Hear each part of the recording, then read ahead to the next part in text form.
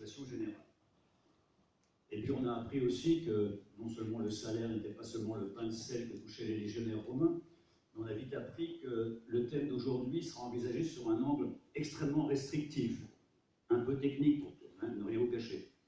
C'est que le salaire, c'est pas seulement ce que touche le salarié en bas à droite de la fiche de paie, il y a aussi en haut à gauche. Et la différence entre en haut à gauche et en bas à droite, c'est que le salaire, c'est aussi ce qu'on touche à la fin du mois, mais ça sert aussi de base à des revenus de substitution, maladie, maternité, accident de travail, chômage, mais ça sert aussi à des revenus de remplacement qui sont évidemment la retraite, et de différés, pardon, qui sont la retraite. Donc le aujourd'hui est absolument immense, il percute, certains diraient, c'est quasiment un fait social total. Deuxièmement, si on s'en tient pour l'instant au salaire minima, ce qui est un aspect tout à fait partiel du sujet des salaires, eh bien les salaires minima, c'est aussi ambivalent que le droit du travail lui-même. Pourquoi?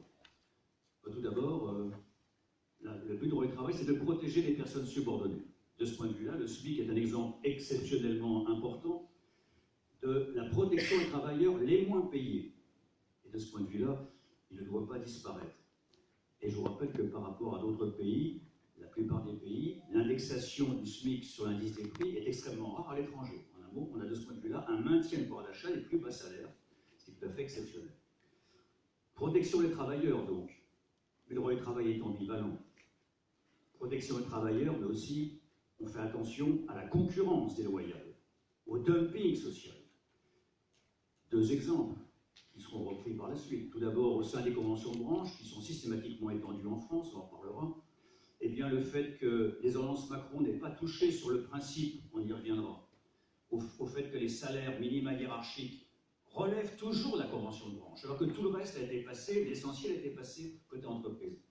Avec les classifications, ça veut dire qu'au sein d'une branche, l'intérêt commun de la branche, on peut, en termes vulgaires, se tirer la bourre sur la qualité des produits, le service après-vente. Mais notre intérêt commun au niveau d'une branche, c'est de ne pas passer pour la branche Thénardier, où certaines entreprises peuvent descendre en dessous, ce qui entraînerait une descente vers le bas de l'ensemble des salaires. Au niveau des branches, les salaires minima, même à présence Macron,